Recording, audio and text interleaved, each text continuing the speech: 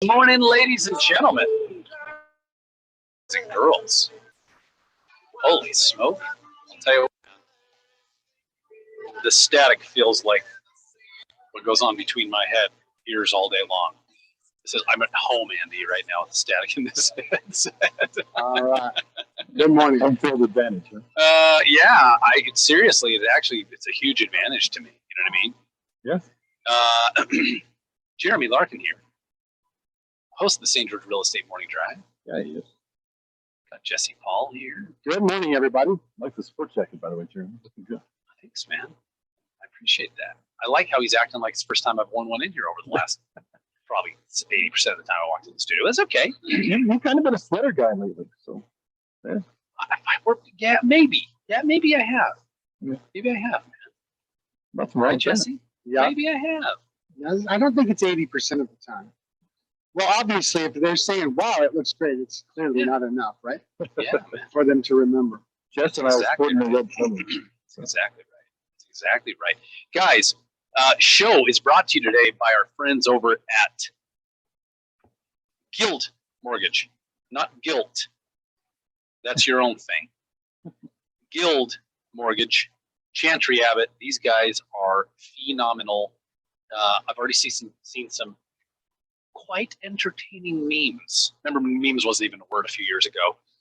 Floating around the interwebs about random mortgage lenders that we've never met in our lives calling realtors for lunch appointments because the refinance market is officially DAD. Or the texts or the Hey, you want to get together for lunch?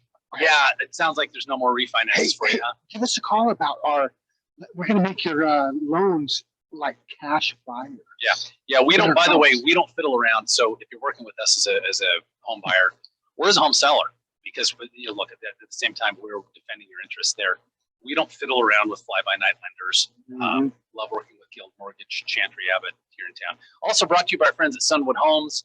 Visit mysunwoodhomes.com. This is really kind of exciting. We're doing a buy it now deal. So we're fiddling around, and we had all these kind of like workflow. Look, guys, all of the supply chain stuff that everybody's been dealing with in home building for 2 years. Well, Sunwood really got a tailwind, and they got some ducks in a row. And builders are struggling to do this, and they're flying through construction at the Desert Ridge community. They decided to do a buy it now on everything upcoming through Unit 116. Really? So yeah, and Cool. I think we've got. I'll tell you right now how many units we've got. So we will be releasing buy it now pricing in the next, I don't know, probably tomorrow. We talked about releasing it today, but honestly, I think it's tomorrow. And it is really, really great. And I'll tell you, let's see here. Taylor Lemon, thanks for doing this. Let's see what she did here. How many units we've got? 1, 2, 3, 4, 5, 6, 7, 8. 8 units. We have 8 units. It'll be buy it now pricing. Here's the fun part. What does that mean? No bidding, no waiting in line. Right. First come, first serve. And is there going to be no addendums for a higher price? No, it is Buy it now at the price. 504.9 for the end units, That's cool. 494.9 for the middle for the interior units, and then will be 509.9, $5 grand higher for what we call our duplexes. These are where there's 2 end units. There is no person, Right. no owner behind you. Awesome. So 8 units, buy it now. You're going to want to visit mysunwoodhomes.com tomorrow. I'd say today, but they're our web guys are building this out. Super cool, guys. Buy it. I think it was cool. buy it now pricing. Well, we'll offer 20 grand over ask. Nope, you were not first. You were not first. First is buy it now. Okay. Cool. Desert Flower is sold out. Brookwood is sold out. Desert Ridge, again, the next 8 units, buy it now pricing. Good morning, Carrie. Good morning, Greg. Good morning. Oh, Jesse says good morning. Is that you here in the studio? Yeah, that's Good morning, Jennifer. All right, guys. What's happening down? Have you seen the chaos downtown, man? It's wild. Yeah, I forgot this morning that Ironman was getting close, and I getting ready for work. I've got to be there by 7. No big deal. Yeah. Well, I forgot about how much traffic was going to be, so I was like 3 minutes late. 3 for minutes my late. appointment. What appointment did you have? A call. Yeah, my call at 7 a.m. Oh, Come on, I'm an early bird. What did that do to your system to be 3 minutes late? I'm getting better. It didn't do anything. I hopped on the call while I was on my way. I said, please forgive me. I'm almost there. I'm getting better. I used to have a stroke over being late. I wonder what it was like for him to have to forgive you. Yeah, they were fine. Right, Andy? Yeah. It's one of the greatest qualities he has. He has an unbelievable quality in him. Jesse is from the school of on time is late. I'd rather sit somewhere 15 minutes waiting to go in than be late. It's great trying to catch up on social media. So, guys, Ironman World Championships are upon us. 2 days of race day. It's funny because I live right there. And when I say right there, when I say I am in the epicenter. Within a half a block. No, no, I'm half a block. I'm literally where the athletes are parking their families to go. Like we're in the epicenter. We're in the epicenter. It's truly surreal to be right there. And I was out walking the dog last night. I was hearing every language. Had Max walking through town square in the evening, and Max is a tripod, and was chatting with some people from Great Britain. They're like, "What a legend!" is how they described him with his 3 legs. Oh, nice. Spanish, German, French, English. Yeah, the legend. But guys, it is truly just an international melting pot going on at town square. What's really cool is watching Jeremy go through this the last year. I swear every other week he's reminded us that this is the absolute biggest thing ever in St. George, which it is, but it's hands down. Watching his excitement. Yeah. He's been how long have you been involved in Ironman? Since 2010, since we started. Yeah. So guys, this is the Super Bowl of Ironman, and this is kind of the fun thing. It is the biggest thing that's ever happened in Washington County. That's cool. Do you realize that in the history of the county? It's like the Olympics in Salt Lake. I see him thinking. I was thinking about houses falling into the river. Yeah. But that was a planned event. That didn't bring 20 million people. That drove them out. The houses fall in the river every week. That's all. This is the largest single event. And and when I say largest, see, we could talk about, for instance, like the World Senior Games and the numbers of bodies. Impact-wise, the Ironman World Championships, which they've already slated the next Worlds to be back in Kona, Hawaii. Of course, if they can get their stuff, in a row, ducks in a row over there with COVID standards and that kind of thing. But that's what happened, guys. For those who are wondering about this, like, why are they here? It's very simple, guys. Ironman International said we cannot wait anymore for Hawaii to kind of lower their guard a little bit. Yeah. And so the Worlds are here. Because it's typically there every time, right? That's never been outside of Hawaii, never. So this is a big darn deal. I see so much complaining on social media about it. I'm actually baffled at how upset people are at the smallest amount of inconvenience. Yeah. I mean, a small amount of inconvenience. You mean some roads are closed Saturday? Yeah. Like, one day. Big deal. Like, you know what I mean? What having a bad year? I'm really, it's just really stunning to me. Check it out, guys, and we'll go ahead and post.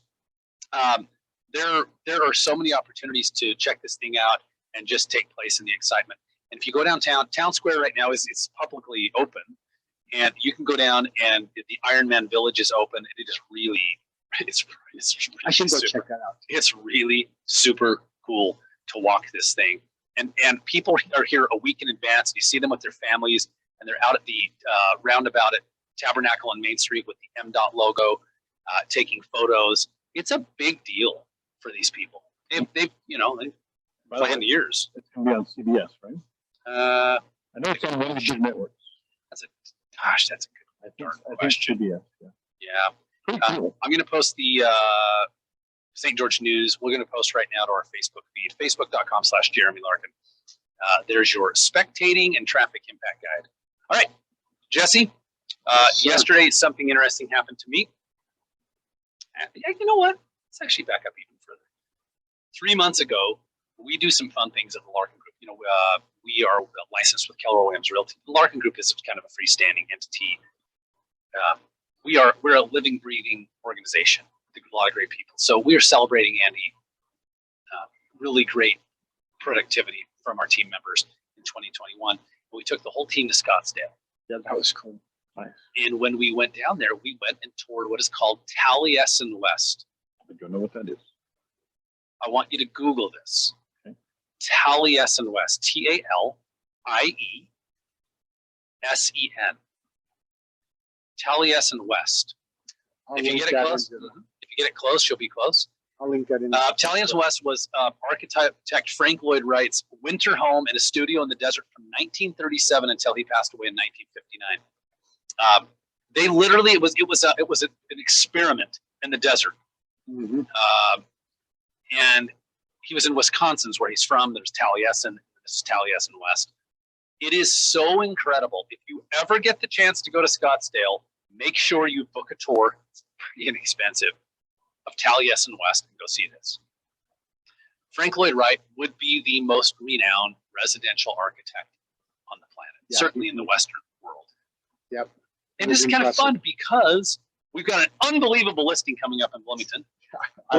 Bloomington guys in the 60s, 70s, and 80s took on a Frank Lloyd Wright kind of nuance. Mm-hmm. Tell us about this home that's coming. We can't give you any more details because we can't advertise too many details. We can't give you an address. As soon as you walk up to the front porch, like it literally makes you feel like I felt like I was back in Scottsdale. Just some of the nuances of the home. Walking through the home, same thing. There's a purpose for every little thing. Yeah. Looking at the plans, every little detail of that home and the way it's put together. Yep. Some of where the wood came from and the purpose of that. Yep. And then as you look out the back, every single room across the main floor has a view. Yeah. Overlooking the golf course. Every room. It's just cool.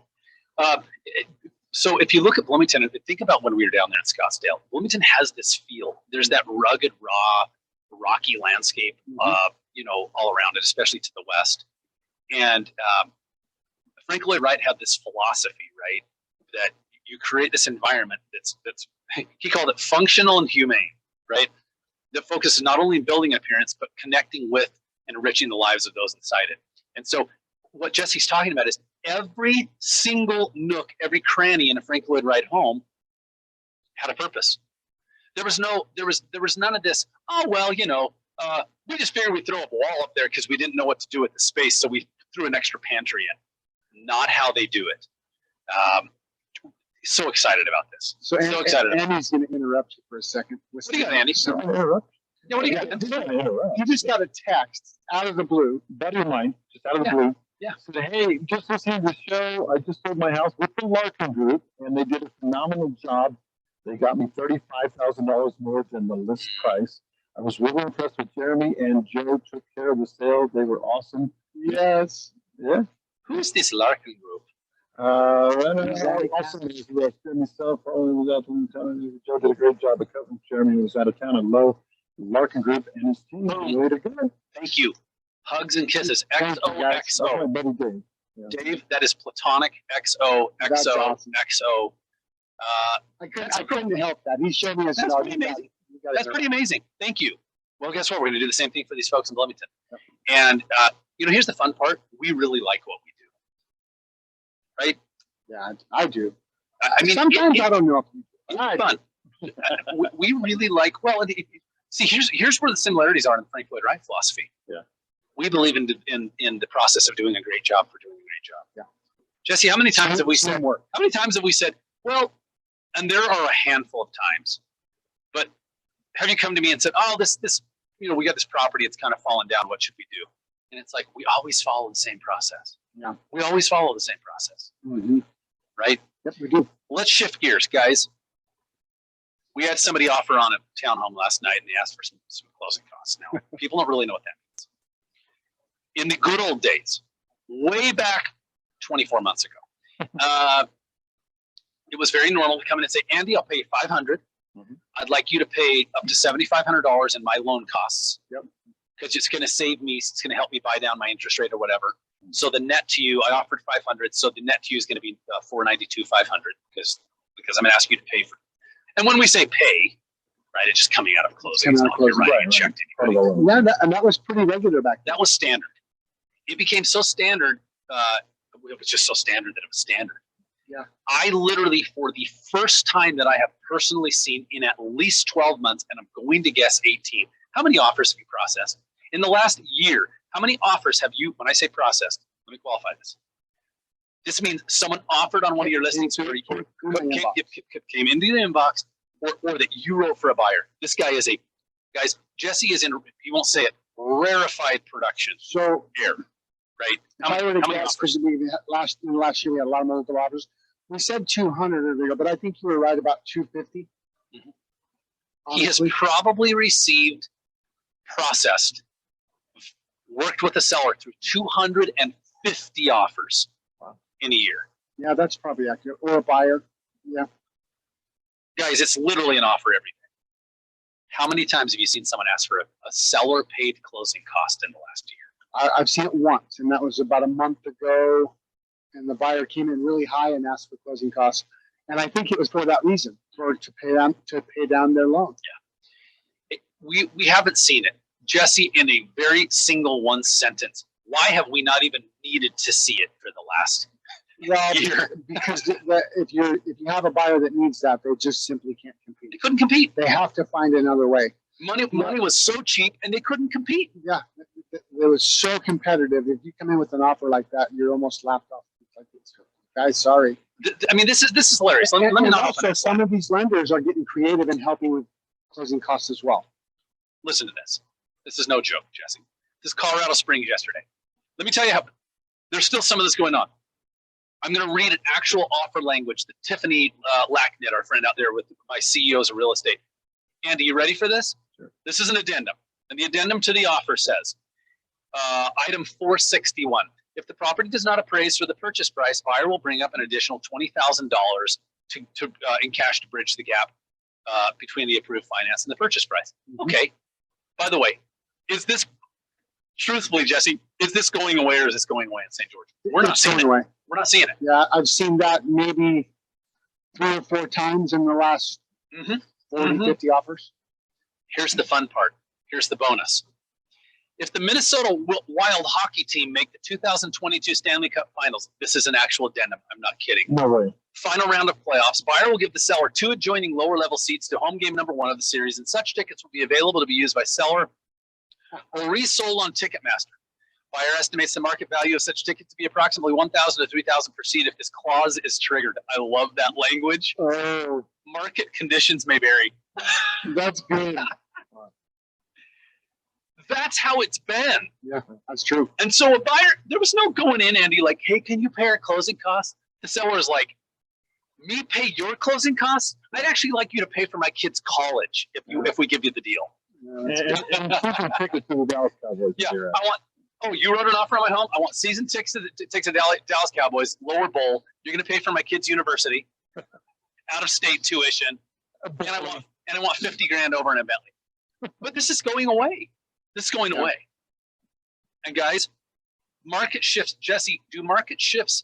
Is it sudden with a big loud baying and clamoring through, or is it so subtle that most people don't even notice it until it already happened? It's subtle. Yeah. It's so subtle, even if you're in it every day, sometimes you miss it. Let's talk about this. You produce some great data. Mm-hmm. You tell me which slide you really want to talk about. And this is guys, why the housing market is not a bubble ready to pop. We think it's going to, but it's going to shift. It's shifting. It's shifting. Well, some of those we've talked about and talked about and talked about and talked about. But if you go down to lending standards, let's go down. Number 9 and number 10 are really good, because a lot of what happened in 2008 was caused by ARMs, and it's an adjustable rate mortgage. And we might see some of those. I'll pull back up. We might see some of those coming back because interest rates are rising. But they're for a different reason. People aren't speculating like they were back then. And they're not being able to just state their income. Let me tell you, if you're getting a loan today, they are inspecting every part of your body.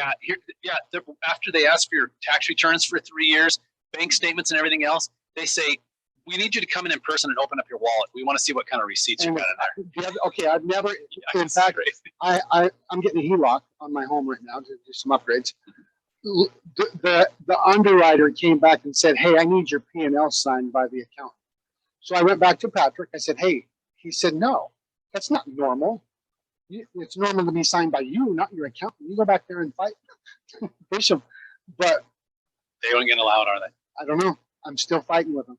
I'm probably going to say, "Patrick, how much do I need to pay you to sign that?" Right? Because they don't care what's normal. They care about what they want. And I love this slide. This is volume of loans in the billions with credit score under 620. Here's the bottom line.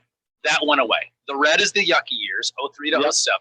The blue is everything from 08 and beyond. People are fully qualified. 90% of buyers are 620 or higher. Okay. How about this? The percentage of adjustable rate mortgages. That's the one that I was just talking about. Yeah, look at the nasty years. Yeah.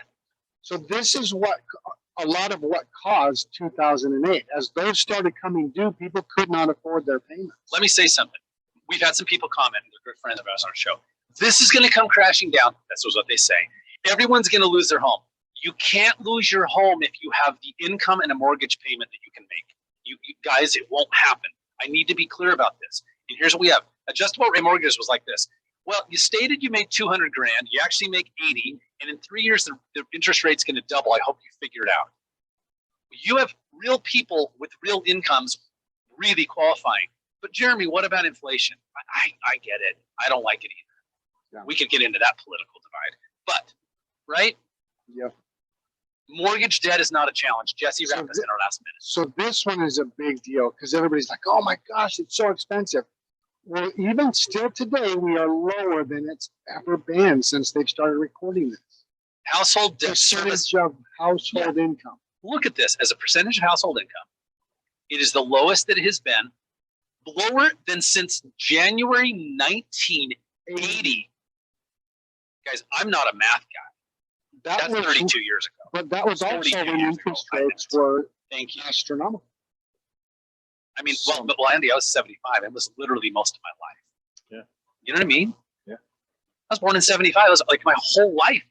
So I've not had mortgage debt as a percentage of household income. So yeah, even though homes prices are high, compared to looking back in history and the real data, they are still. Yeah. When you add it all up, affordable. So guys, everybody is always asking, what should we do? The first thing you should do, we have 1 minute. I went fast. Yeah, we're having fun.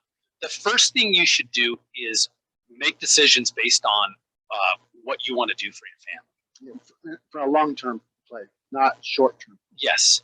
So yeah, like, I mean, that might sound so trite, but what do you want to do? I mean, are you looking to move? Then move. Right? But at that point, that's when you start to have a dialogue and say, how do I move?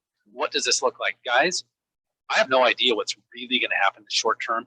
I saw something yesterday. It was it Forbes? It's an incredible calculator. I'm going to link it.